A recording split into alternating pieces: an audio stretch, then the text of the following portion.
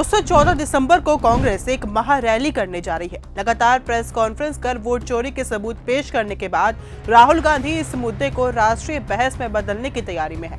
Rally की तारीख और जगह तय हो चुकी है। 14 दिसंबर नई दिल्ली का रामलीला मैदान। महाराष्ट्र, हरियाणा, दिल्ली और बिहार में हार के बावजूद कांग्रेस के हौसले कम नहीं हुए हैं। इस बार कांग्रेसी सड़क पर उतरकर वोट चोरी का हिसाब मांगेंगे और साफ है कि निशाने पर गुजरात लॉबी और चुनाव आयोग दोनों होंगे।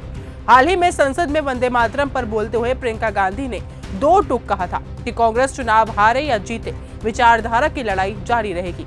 उन्होंने कहा कि हम देश के लिए लड़ते हैं, मिट्टी के लिए लड़ते हैं और कोई हमें रोक नहीं सकता।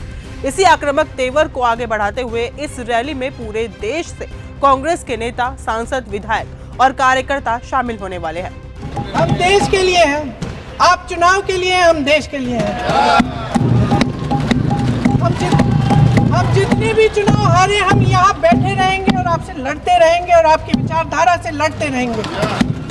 अपने इस देश के लिए, अपनी इस मिट्टी के लिए लड़ते रहेंगे। आप हमें रोक नहीं सकते। दूसरी ओर संसद भी चल रही है और एसआईआर को लेकर कांग्रेस सरकार और चुनाव आयोग को लगातार घेर रही है। कांग्रेस इस रैली को सिर्फ प्रदर्शन नहीं बल्कि आने वाले चुनावों का टोन सेटर मान रहे हैं। अगले साल की शुरुआत में बंगाल, फिर असम और तमिलनाडु में चुनाव है, जहां कांग्रेस को मजबूत उपस्थिति दिखानी होगी। बिहार और यूपी में भी एसआईआर के चलते बड़े पैमाने पर वोट काटने के आरोप लगे हैं। बीएलओ पर इतना दबाव है कि कई जगह उनकी जान तक चली गई। संसद में विरोधी दल ने यह मुद्दा बेहद गंभीरता से उठाया है। चुनाव जीतना, सरकार बनाना, this is not an end in self. हमसे पहले बहुत लोग आए, हमसे बाद में बहुत लोग आएंगे, पर अगर ये देश बचेगा, इसका लोकतंत्र बचेगा, तो ही आने वाली पीढ़ियां ये कहेंगी कि हमारे पूर्वज जो थे वो हमको एक धरोहर सौंप के गए हैं। ये इंटरजेनरेशनल इक्विटी नहीं सौंप के गए। मैं एसआईआर के बारे में एक और चीज कहना चाहता हूं अध्यक्ष जी। अगर आप एसआईआर कर रहे हैं, मेरा तो मानना यह है कि चुनाव आयोग के पास कोई लीगल बेसिस नहीं है। कानून उनको इजाजत ही नहीं देता एसआईआर करने की। पर अगर आप कर रहे हैं तो आप मशीन रीडेबल लिस्ट क्यों नहीं देते राजनीतिक दलों को? उसमें क्या आपत्ति है?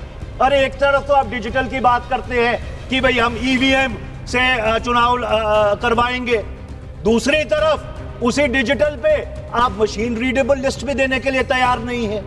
ये कैसी विडंबना है? विपक्ष का सवाल साफ है, चुनाव आयोग इतनी जल्दी में क्यों है? वोट कटवाने की हड़बड़ी किस लिए है? उत्तर प्रदेश में समाजवादी पार्टी अपने कार्यकर्ताओं को मैदान में उतार चुकी है और कांग्रेस भी एसआईआर के खिलाफ जमीन पर सक्रिय हो गई है ताकि किसी का वोट कटने ना पाए। तो दोस्तों, अब सभी की निगाहें इस बात पर टिकी है कि 14 दिसंबर की रैली में राहुल गांधी और प्रियंका गांधी कांग्रेस के कार्यकर्ताओं में कितना जोश भर पाते हैं और वोट चोरी के खिलाफ उनकी मुहिम कितनी तेज होती है। ये तो आने वाला समय ही बताएगा।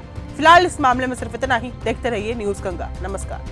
अगर आपको ये हमारा वीडियो पसंद आया हो तो इसे लाइक और शेयर करना बिल्कुल ना भूलें। साथ ही हमारे चैनल न्यूज गंगा को सब्सक्राइब और फॉलो जरूर करें ताकि देश और दुनिया की हर बड़ी खबर आप तक सबसे पहले पहुंचे।